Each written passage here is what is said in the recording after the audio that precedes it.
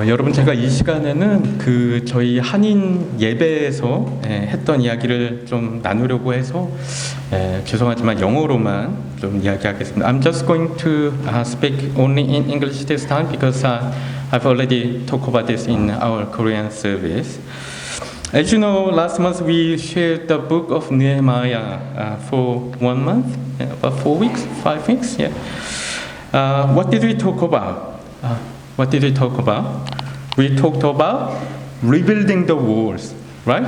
Rebuilding the city walls, rebuilding the walls of the church, rebuilding the walls of Glenfield, and walls of Auckland and New Zealand.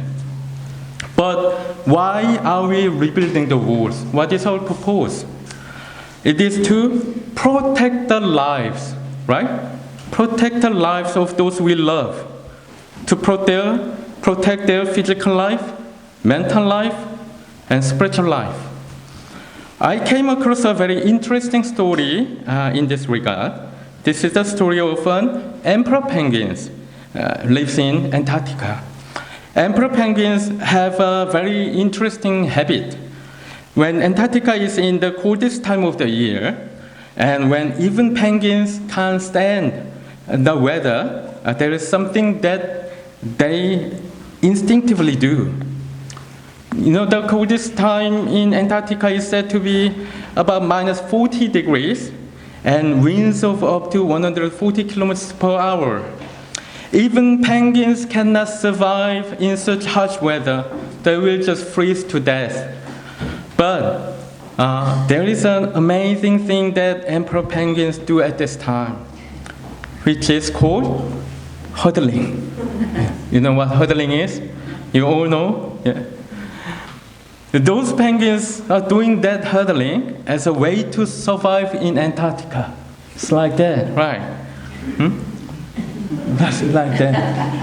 Huddling. Yeah.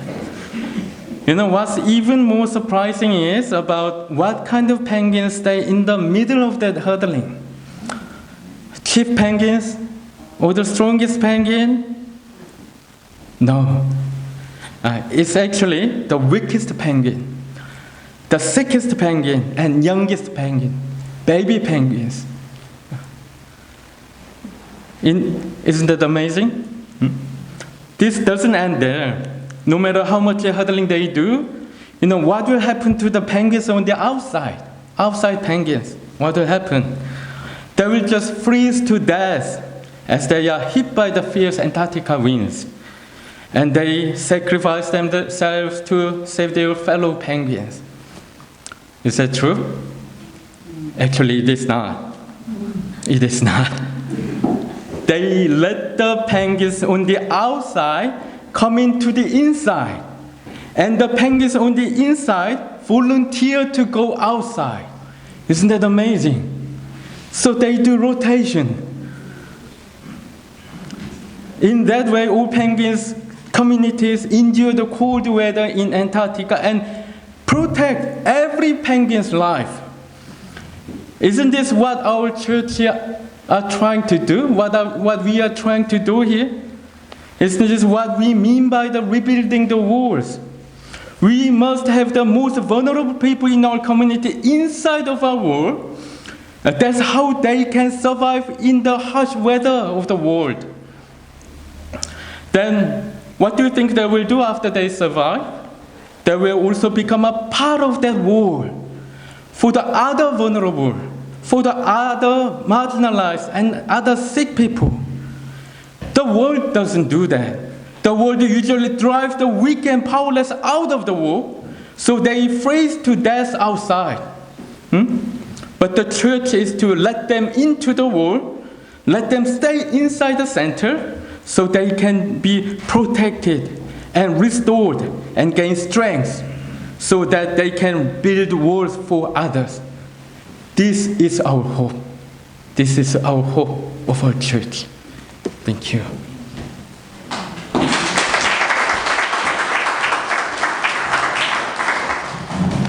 It's a beautiful picture, isn't it? You know, the gospel, the good news, actually arrived here in New Zealand 200 odd years ago, 1814, and had an immediate effect on us as a whole country, and particularly, of course, on the Indigenous people of this land. To a large extent, it was embraced and adopted by Māori, and as a result, the gospel spread. 36 years later, the reception of the Treaty of Waitangi in 1840, our nation's founding document was certainly influenced by Christianity. The road was not perfect, far from it, but there was certainly a large Christian influence, and the hope of the gospel was there as a foundation. Ever since then, we have been shaped as a nation by this treaty or covenant, which was deeply rooted in the gospel. A gospel that talks about compassion, a gospel that talks about mercy and grace and love, and which endeavoured to protect the rights of the Indigenous people of our land. And it was beautifully expressed way back then by Governor Hobson, He iwi tahi tātou, now we are one people. That's what Andrew was talking about in that illustration of the penguins. Building one people takes all sorts, right? Young and old, sick and vulnerable, healthy and strong, but together. As gospel people, the treaty is part of our history in Aotearoa, New Zealand. It's also part of our legacy, and its expression today is part of our responsibility as a church. As the church, we celebrate today with hope in our hearts, recognising the gospel, the good news is for all nations and for all peoples, and that in Christ we are one, all one family, one people, he iwi tahi tātou. We want to be a church that demonstrates this. We are not simply a religious institution. Far more than that. Let's be a church that actually lives this. Like the story Andrew told of the emperor penguins. Together.